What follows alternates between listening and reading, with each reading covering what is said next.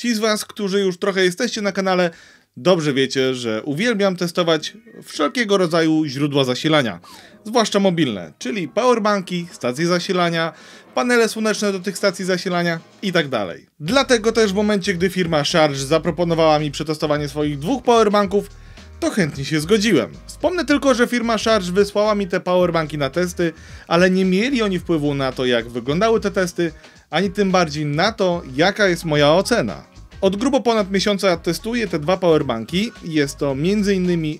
iSmack 2, czyli powerbank na MagSafe o pojemności 10 000 mAh z aktywnym chłodzeniem oraz podstawką, co jest bardzo fajne, ale o tym za chwilę. Drugim modelem jest ChargeGeek 170.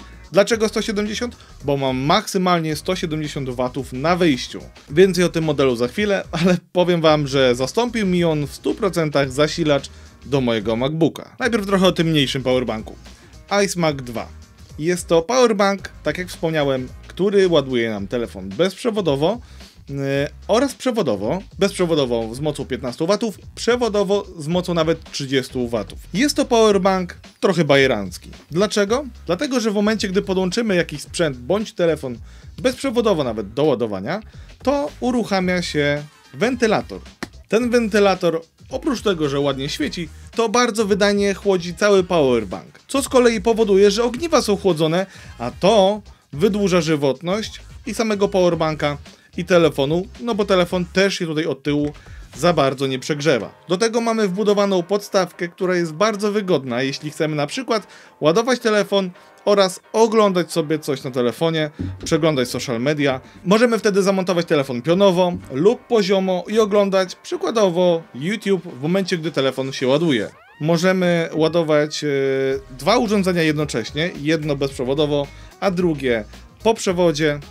Bardzo fajny, mały powerbank, który jest ładnie wykonany. Niestety ten tył jest plastikowy, więc pewnie szybko się porysuje.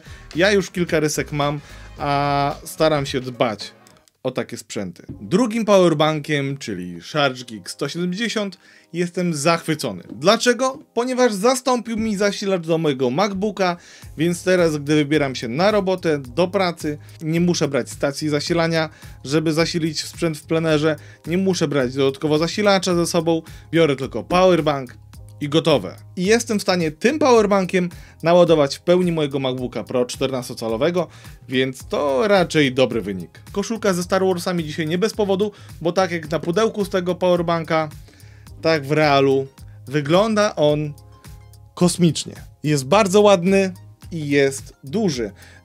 No, nie jest to mały powerbank, ale też ma niemało mocy.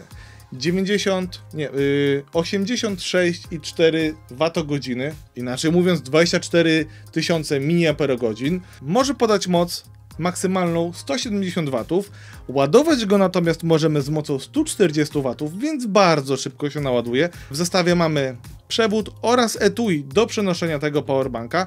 Dobrze, bo to jest plastik, więc ta obudowa, która jest śliczna, może się bardzo łatwo porysować.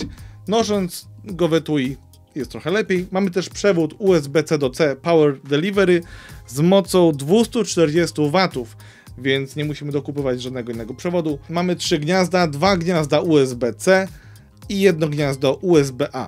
Każde gniazdo USB-C może ogarnąć 140 W wyjścia, USB-A 30 W wyjścia, więc maksymalnie możemy pociągnąć te 170 W na 2 gniazdach. Ten powerbank, oprócz tego, że jest bardzo mocny, ma też wyświetlacz i ten wyświetlacz wskazuje nam przeróżne parametry. W tym miejscu mamy poziom naładowania tego powerbanku.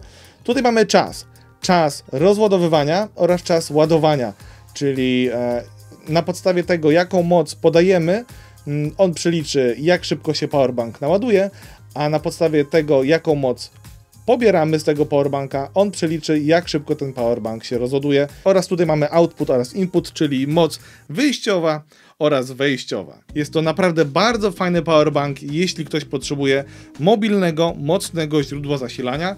Nie tylko do telefonu, ale również do innych urządzeń, takich jak konsole, Steam Deck, Switch, komputery, laptopy, na przykład MacBooki, inne laptopy, które mają zasilanie już po USB-C, to jak najbardziej ten powerbank z tymi wszystkimi urządzeniami sobie poradzi.